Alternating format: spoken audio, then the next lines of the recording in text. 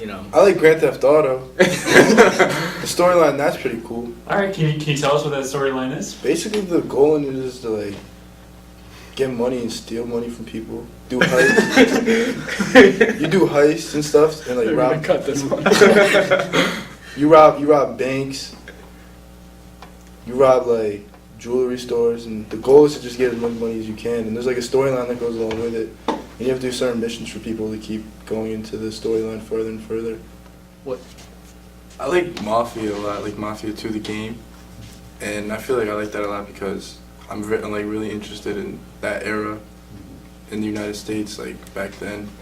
So like seeing it in a game and being able to play as mobsters in the 30s. It was the 50s and 60s. 50s and 60s, but you know what I mean. And some up 40s. Yeah. So I think that's cool because I'm interested in that era of time. Do you think that has a relationship to your interest in Grand Theft Auto as well? Well, I know Vice City, like that's a really old game, but that was in like the 1970s, and I think that's pretty cool too, cause like they're down at the beach and stuff in the 70s, and that'd be cool to like play then and there, so be there. So yeah, I guess it kind of does correlate with that.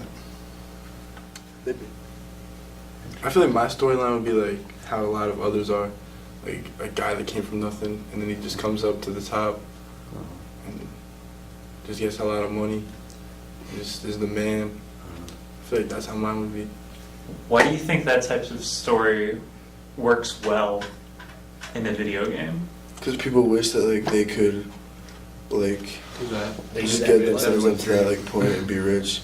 Yeah, and everyone likes seeing like, well, when you like start from nothing and you come from and you get a lot of money, obviously there's a lot of stuff that happens in between there to where you get from point A to point B.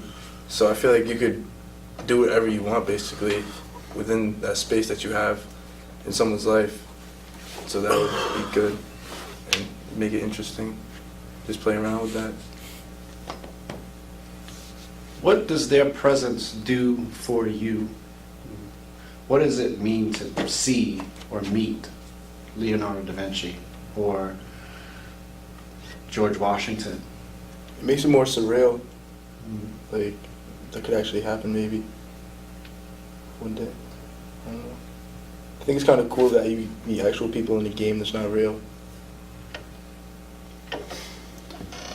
You might like think of the people differently after you see them like in the game, like how they actually were, or how the game like wants them to look. And what does it do for the storyline when you encounter these people? How does it progress it or make it more interesting? Because like you learn about what they've done, like in like history class. So when you see, like, oh, there he is, you know where you are in like a time period. So you know, oh well, he's about to become president or whatever. You get to meet him before he was president? Yeah. Ooh, what was he Like like? just a general. Who? He was at Boston, right? George George Washington. Washington. What was he like?